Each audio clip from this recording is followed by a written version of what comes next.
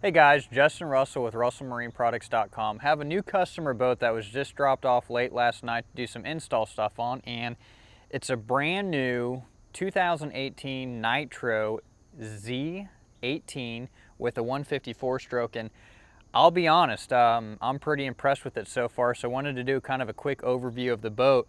One of the first things I've noticed for 2018 is they have kind of a rough textured paint here, similar to like the Road Armor of Ranger, the Tough Coat for Skeeter, and it's kind of that same rhino lining type material, so I was pretty impressed that this is now on their boats. I don't know if it's an option or if that's a standard feature or not, but again, pretty cool. A lot of other manufacturers have had it out for a while, so good to see Nitro on board with that.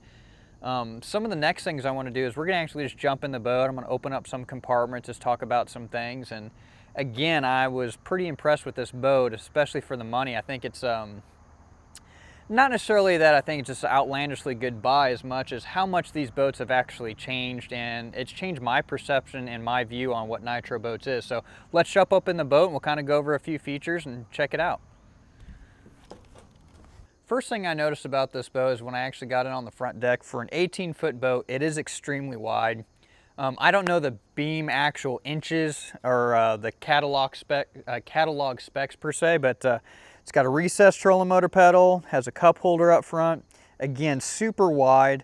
I opened the rod compartment here. Got the cover in here, take the cover out.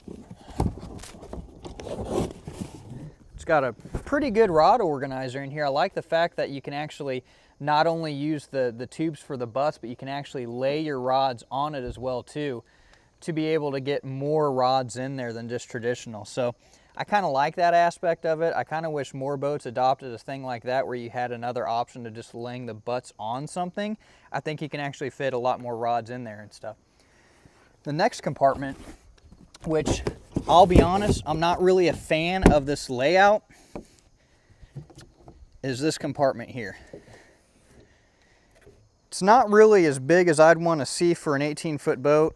I don't know what they have further up front that they couldn't make this compartment a little bit bigger. I wish this was set up, me personally, 2 separate compartments instead of just one extremely large compartment. Now, it does look like it would hold a lot of tackle. It does look like it'd hold a lot of tackle organizers or containers, Plano 3700s. But again, I kind of wish this was split up a little bit, had 2 compartments. I'm kind of a big fan of that. Now, the one thing that I am really impressed about, because this is a lot bigger than my 20-foot Rangers, is the cooler. And 2 reasons. Again, 1, because it's just so massive with how much stuff you can actually fit in there, but 2, I don't know a boat that technically has a trash can in it. I think that's pretty cool for line, sandwich wrappers, obviously anything trash related, but again, you can see how massive that cooler is. It's extremely impressive. The next thing I was pretty impressed about, again, keep in mind, I'm coming from a person like myself that runs 20 and 21-foot boat religiously to an 18-foot boat. The other thing I was really impressed about was the size of the consoles. These things are massive, extremely wide. To me, they kind of feel like a Bass Cat style, again, with how wide that they are on something like a Cougar or a Puma FTD. Again, both dual console, single console, extremely wide. This is technically actually removable. There's about 5 or maybe it's 3 really big, large stainless steel screws underneath there, or knobs, I should say, that you can actually undo and literally in about 20 seconds take this dual console off and remove it and have a single console boat. So that was a pretty cool feature I like. And lastly, moving to the back deck back here, I know a lot of people have complained about this, and a lot of people have had issues with Nitro in the past with drop-in storage. Okay, I get it. These can get brittle over time, and they can break. They can't hold as much weight of something that's fiberglass in. But the benefit that I do have with this is a rigger's dream.